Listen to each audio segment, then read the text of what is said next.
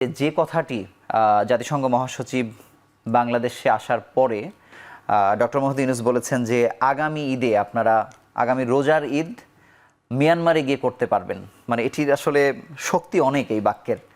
কিন্তু আসলে এটি কতটা বাস্তবসম্মত কথা, মানে আপনার যুক্তি বা আপনার পর্যালোচনা জানতে চাই। ধন্যবাদ। আসলে ডক্টর মোহাম্মদ ইউনূসের এই উক্তিটা গতকাল থেকে ব্যাপকভাবে আলোচিত এবং আমার মনে হয় যে 1 লক্ষ রোহিঙ্গা যারা উপস্থিত ছিল তাদের ভেতরে এক ধরনের আনন্দ, এক ধরনের আশার আলো নিয়ে আসছে। গত 7 বছর, বিশেষ করে 2017 সালের যে গণহত্যা, এথনিক ক্লিনজিং, এক্সপালশনের পরে তারা বাংলাদেশে যারা পালিয়ে এসছেন এবং সেই সংখ্যাটা আমরা পুরাতন এবং নতুন রোহিঙ্গা মিলে প্রায় 12 থেকে 13 লক্ষ, তারা আসলে একটা নিরাশার মধ্যে ছিল। এখন পর্যন্ত, অর্থাৎ গতকালকে মনে হয়েছে যে মানে অনিবার্য বা অবধারিত হতে যাচ্ছে এরকম মনে হয়েছে, রাইট, যেটা এমনভাবে আসলে কোনো নেতা বা কোনো সাবেক প্রধানমন্ত্রী বা কোনো মন্ত্রী বা কেউই বলেননি।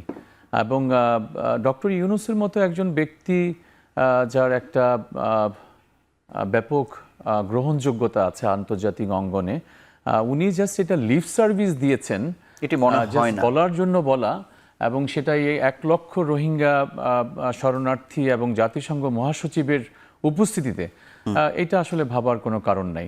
বাট কোয়েশ্চেনটা হলো, আপনি যেটা বললেন যে বাস্তবতাটা কি, I mean is it realistic to send them back or repatriate them at least before the next Eid? তাদের অনেকগুলো দাবি দেওয়া ছিল। মূল দাবি দেওয়ার মধ্যে যে তাদের যে সিকিউরিটি অ্যান্ড সেফটি, যে তারা ফিরে যাওয়ার পর তাদের যে হিউম্যান রাইটস এবং তাদের যে নিরাপত্তা, সেই নিরাপত্তার তো কোনো গ্যারান্টি নেই। এবং মায়ানমার সরকার যাদের সাথে এই চুক্তিটা হয়েছে তারা এই ধরনের কোনো গ্যারান্টি আসলে দিচ্ছেন না, দেননি। সেই চুক্তির কিছু অংশ আমি দেখেছি, সেটা ছিল না। আর আরেকটা বিষয় হচ্ছে, আমাকে বলতেই হবে, Rohingya voice was not even reflected in that agreement. এখন এগ্রিমেন্ট হয়েছে, কিন্তু রোহিঙ্গাদের যে বিভিন্ন ধরনের কনসার্ন আছে, যারা মেইন ভিকটিম, তাদের কনসার্নগুলো যদি, মানে মূল কনসার্ন যেগুলো, সেগুলো যদি কিছুটা আমলে না নেওয়া হয় এবং একটা চুক্তি করে ফেলা হয়, এটা আসলে at the end of the day there is no light, মানে এটা কোনো সমস্যার সমাধান নিয়ে আসে না। তবে এখানে একটা বিষয় হচ্ছে, উনি কেন বলেছেন ক্যাপিটাল এবং পোর্ট সিটিটা বাদ দিয়ে সম্ভবত, তো যার ফলে এখন এক ধরনের নেগোসিয়েশন, যদি একটা প্রশ্ন আসে যে আরাকান আর্মি কিন্তু একটা নন স্টেট অ্যাক্টর, মানে সরকার তো তাদের সঙ্গে যোগাযোগ করতে পারে না, সেই অর্থে সরাসরি ডাইরেক্ট করতে পারে না, কিন্তু আপনারা আসলে করেছেন। এখন এটা থেকে কতটুকু, আমি আসলে আজকে একজন রোহিঙ্গার সাথে এবং একজন হোস্ট কমিউনিটির সাথে আমি কথা বলেছি।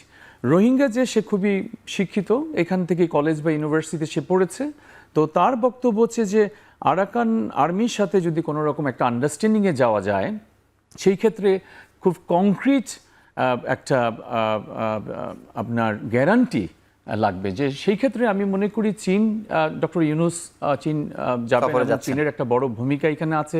আরাকান আর্মির সাথেও চীনের একটা ভালো সম্পর্ক আছে। সেই ক্ষেত্রে যদি চীন আরাকান আর্মিকে কোনো রকমভাবে প্রভাবিত করতে পারে, এবং জাতিসংঘ, বিশেষ করে এখন কিন্তু ওখানে কনফ্লিক্ট চলছে, তো দুইটা আমি অ্যাকচুয়ালি মেকানিজম এখানে দেখি। একটা হচ্ছে, এই কনফ্লিক্ট চলাকালীন সময়ে জাতিসংঘেও যদি ওখানে কোনো ফোর্স ডিপ্লয় করতে পারে, পিস কিপিং ফোর্স, এবং রোহিঙ্গাদের জন্য একটা, আমি দীর্ঘদিন বলেছি যে একটা আপনার যেটাকে আমরা বলি যে একটা সেফ জোন, সেই সেফ জোনটা যদি ওখানে তৈরি করতে পারে, তাহলে রোহিঙ্গারা নির্ভয়ে ওখানে যাবে, না হলে তো রোহিঙ্গারা যেতে চাইবে না। আরেকটা হচ্ছে যে যদি আরাকান পুরোটাই তাদের নিয়ন্ত্রণে চলে আসে এবং আরাকান যদি একটা ইন্ডিপেন্ডেন্ট স্টেট হিসাবে আবির্ভূত হয়, সেক্ষেত্রে বাংলাদেশ যদি সেটাকে স্বীকৃতি দেয় এবং এক ধরনের আন্ডারস্ট্যান্ডিংয়ে যে রোহিঙ্গাদের প্রিকন্ডিশনই থাকবে ওদের নিরাপদ, এবং এই যে 1 লক্ষ শরণার্থীর সঙ্গে ইফতার করা, মানে এটিকে অনেকেই বলার চেষ্টা করছেন এটি অনেক দিক থেকে ঐতিহাসিক, এমন হয়তো হয়নি। মুসলিম বিশ্বে উনি প্রতি বছরই আসলে ইফতার কোথাও না কোথাও কোনো না কোনো দেশে করেন। এটিকে কি আসলে কোনো মাইল ফলক বলা যায়, নাকি এটি মানে একটা ইফতার করা অর্থে ইফতার করা বা সৌজন্যতা, আপনি কি মনে করেন? এটা একটা খারাপ জিনিস না, এটা একটা ভালো জিনিস, কিন্তু এটার গুরুত্ব কতটুকু বা এটা থেকে কী অ্যাচিভ করতে পারবো, সেটা নিয়ে বিভিন্ন জনের বিভিন্ন মত থাকতে পারে। আমার এটা হচ্ছে যে, এই যে উনি আসলেন, গেলেন ওখানে, এখানে এই ধরনের সফরে অপটিক্স একটা বড় জিনিস। অপটিক্স মানে যে লোকজনকে দেখানো, জি, যাতে এই জিনিসটা গুরুত্ব পায়। গুরুত্ব পাই। হ্যাঁ, চুপে চুপে তলে তলে আমি কিছু করে গেলাম, তাতে তো লোকজন টের পায় না মানুষ। তো লোকজনকে টের পাওয়ানোর জন্য এটা একটা বিশাল আগে ব্যবস্থা যখন করেছে। এবং জাতিসংঘের মহাসচিব এসছেন তখন তো রাজনৈতিক সরকার থাকলে কিন্তু ওটি আরো অনেকভাবে টের পায়। এই বিলবোর্ড বলি, অমুক বলি, পুরো রাষ্ট্র জানে। এটি হয়তো সেভাবে হয়নি। এটা কিন্তু একটা একদিক থেকে বলা যায় যে অভিনব। এর আগে আমাদের এরকম বড় একটা ইফতার পার্টি যেখানে বিদেশি এত উঁচু লেভেলের গেস্টকে নিয়ে যাওয়া হয়েছে, সেরকম ঘটনা খুব বেশি নাই, আমার মনে হয় না একটাও আছে। তো সুতরাং সেই হিসাবে এটাকে একটা বিশেষ একটা আলাদা একটা স্থান দিতে হবে, সেই সম্বন্ধে কোনো সন্দেহ নেই। কিন্তু এই ইফতার পার্টির কারণে কিছু ঘটে যাবে সেটা মনে করারও কোনো কারণ নাই। কিন্তু কতগুলো জিনিস, যেমন এই কথাগুলো বলা হয়েছে, যেটা আমাদের বন্ধু জসিম আলাপ করছিলেন, যে উনি বলছেন নিশ্চয়ই কিছু একটা তার মাথায় আছে, কিন্তু কথাটা হলো যে বাস্তবতা, এই যে বাস্তবতা হচ্ছে যে ওখানে যুদ্ধ চলছে, গৃহযুদ্ধ, এবং সেখানে সেই যুদ্ধে কি একটা যারা এতদিন যাদের সাথে আমরা আলাপ আলোচনা করে আসছি তারা আস্তে আস্তে অবান্তর হয়ে পড়ছে। নতুন একটা গ্রুপের সাথে আমাকে আলাপ আলোচনা করতে হবে, এখন করছি। আমরা শুনতে পাচ্ছি, আমাদের সরকারি বিভিন্ন সূত্র থেকে আমরা জানতে পেরেছি যে ইয়েদের সাথে কি বলে আরাকান আর্মির সাথেও যোগাযোগ করা, নজর দেওয়া হয়েছে এই বিষয়ে। আরাকান আর্মি দুই পক্ষই চেয়েছিল এদেরকে পাশে পেতে, সত্যিকারভাবে কেউই পায়নি। তবু আরাকান কি বলে জুনটা কিন্তু কিছু নিয়ে গেছে, তাদেরকে দিয়ে এদের বিরুদ্ধে যুদ্ধ করিয়েছে।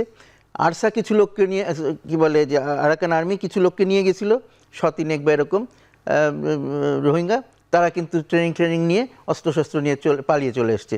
তো এটা একটা বিশ্বাসঘাতকতা হিসেবে দেখা হচ্ছে। তার ফলে আরাকান আর্মি, আগেই আরাকানরা কিন্তু এদের খুব ভালো চোখে দেখতো না, একটা লিমিটেশন আছে। আমরা সত্যি এটা এই নিয়ে খুব বেশি যে আগানো যাবে সেটা ব্যাপারে আমার একটু ইয়ে আছে, সেরকম বিশ্বাস করতে আমার সংকোচ, দ্বিধা হচ্ছে। তো সেই জন্য আমি মনে করি যে চেষ্টাগুলো কোনো অবস্থাতেই আমাদের চেষ্টাগুলো ছাড়া যাবে না, যেখানে যে সুযোগ আসবে সেই সুযোগটা নেওয়া। এবং যেহেতু গুটেরেস এসেছেন, সুতরাং সেটাকে সামনে নিয়ে আমাদের প্রধান উপদেষ্টা একটা ভিশনারি একটা মেসেজ দেওয়ার চেষ্টা করেছেন। এবং সেটার উপরে যদি বিশেষ করে এই যে গুটেরেস কিন্তু প্রথম থেকেই 17 সাল থেকেই, বা তার মানে উনি যখন থেকে আছেন তখন থেকে কিন্তু উনি এই ব্যাপারে সবচেয়ে যারা ইতিবাচক আন্তর্জাতিক পরিমণ্ডলে এই বিষয়ে রোহিঙ্গাদের প্রত্যাবাসনের ব্যাপারে তিনি তার মধ্যে অন্যতম। সুতরাং তার গুডউইলের এই বিষয়ে তার যে ইতিবাচক চিন্তা, সেটা নিয়ে কোনো সন্দেহ নেই, উনি সবসময় তাই চেয়েছেন। কিন্তু এখন নিজে এসে ওখানে ওদের সাথে দেখা করতে পেরে কতগুলো তাদের সম্বন্ধে জেনে গেলেন, এখানে অ্যাকচুয়ালি কি হচ্ছে, তারা কি সত্যি সত্যি যেতে চায় কিনা। যে তার প্রথম কথাই, ওখান থেকে ফিরে এসে প্রথম কথাই হলো যে এরা দেশে, তাদেরকে দলে নেওয়ার ব্যবস্থা করতে হবে। সেটা করতে পারলে কাজ সহজ হয়ে যায়, তখন কিন্তু অনেক কিছু করা যায়। যে তখন এই যেটার কথা বলছিল জসিম, যে ওখানে জাতিসংঘের একটা ফোর্স ওখানে যাওয়া, পিসকিপিং ফোর্স, সেটা তো সম্ভব হলে তো আগেই করতো কেউ। তো এর মধ্যস্থতা যদি চুক্তি আবারও হয়, একবার হয়েছিল, আবারও যদি হয়, তো সেই চুক্তির উপরে ভরসা করে তো খালি রোহিঙ্গারা যাবে না। রোহিঙ্গারা ওখানে যেসব তাদেরকে গ্যারান্টিজ দেওয়া হবে, যদি হয় নিশ্চয়ই দিতে হবে, নাহলে তো তারা যাবে না। সেই গ্যারান্টিজগুলো যে মেনটেন করা হবে, সেটার গ্যারান্টি কোথায়? সেইটার গ্যারান্টির জন্য ওই চীন বাদেও আরও দেশ লাগবে, যারা একটা হয়তো টাস্ক ফোর্স হিসেবে ওখানে একসাথে কাজ করবে এবং একটা ওভারসাইট নিশ্চিত করবে, সেটা করতে হবে।